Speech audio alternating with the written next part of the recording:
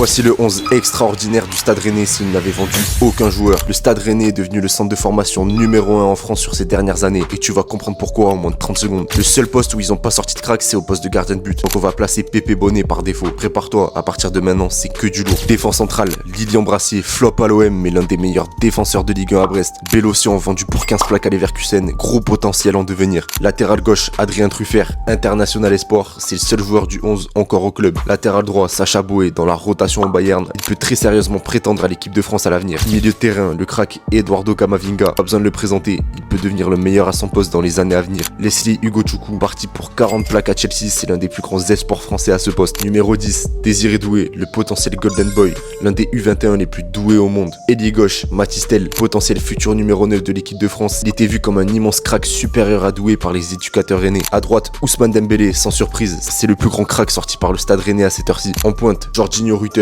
vendu 40 millions à Leeds, puis 46 à Brighton. Rennes a bien mangé sur son transfert. Et regarde-moi ce 11 de fou.